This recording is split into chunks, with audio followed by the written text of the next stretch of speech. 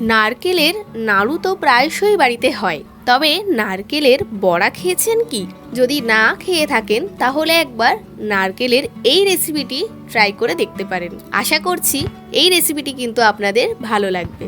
সামান্য ঘরোয়া উপকরণ দিয়ে এবং কিছুটা কোরানো নারকেল দিয়ে কিন্তু এই রকম দারুণ এবং সুস্বাদু একটি রেসিপি আপনারাও তৈরি করে নিতে পারবেন।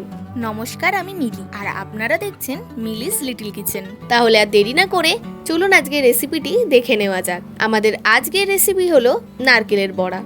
নারকেলের বড়া বানানোর জন্য এখানে প্রথমেই দেখুন গ্রেট করা নারকেল রাখা আছে। চিংড়ি মাছের মালাইকারি অথবা কোনো রান্নায় যদি নারকেলের দুধ ব্যবহার করে থাকেন, তারপর যে নারকেলটা বেঁচে থাকে সেটা কিন্তু না ফেলে এই বড়াটা তৈরি করে নিতে পারেন। এরপর এই নারকেল কোড়ার মধ্যে দিয়ে দেবেন 2 চামচ মতন চালের গুঁড়ো, দিয়ে দেবেন সামান্য একটু হলুদ, শুকনো লঙ্কা গুঁড়ো আর স্বাদ অনুযায়ী লবণ, আর সামান্য একটু চিনি কিন্তু এখানে আপনারা অ্যাড করে দেবেন।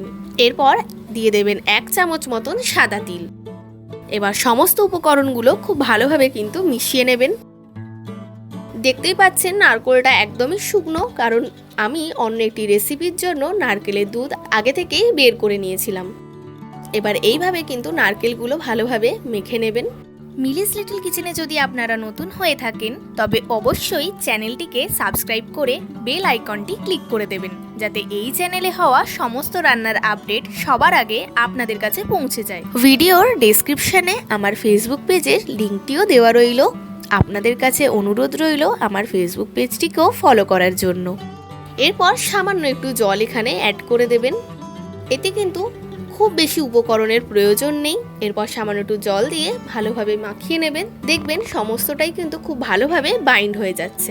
এবার আস্তে আস্তে হালকা হাতে এরকম বড়ার মতন শেপ দিয়ে দেবেন। আমি এভাবে গোল গোল করেই কিন্তু নারকেলের বড়াগুলো তৈরি করে নিচ্ছি। এই রেসিপিটি ভীষণই কম সময় এবং চটজলদি তৈরি করে নেওয়া যায়, মুখরোচক একটি রেসিপি। আপনারা স্ন্যাক্স হিসেবে কিন্তু এটি খেতে পারেন। দেখুন সবকটা বড়া কিন্তু তৈরি হয়ে গেছে।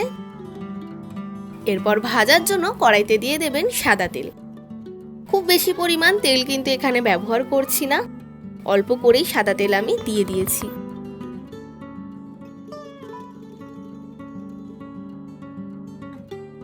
এবার এক এক করে বড়াগুলো এখানে দিয়ে দেবেন।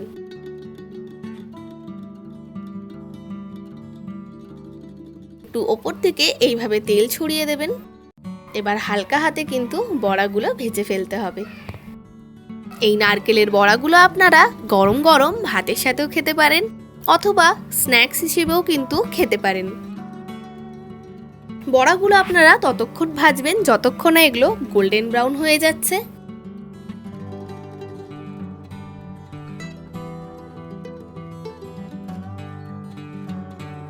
দেখুন আমাদের নারকেলের বড়াগুলো কিন্তু একদম তৈরি হয়ে গেছে।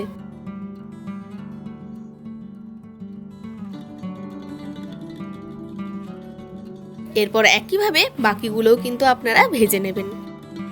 খুবই সিম্পল একটি রেসিপি। নারকেলের দুধ বের করে নেওয়ার পর নারকেলগুলো না ফেলে এইভাবে একবার নারকেলের বড়া তৈরি করে দেখুন। আশা করছি রেসিপিটি আপনাদের ভালো লাগবে। আবার আপনাদের সাথে আমার দেখা হবে নেক্সট ভিডিওতে নতুন একটি রান্নার সঙ্গে। আপনারা ভালো থাকবেন, সুস্থ থাকবেন। আমার আজকের এই রান্নাটি যদি আপনাদের ভালো লেগে থাকে এবং সহজ বলে মনে হয়ে থাকে তাহলে অতি অবশ্যই একটি লাইক দিয়ে যাবেন।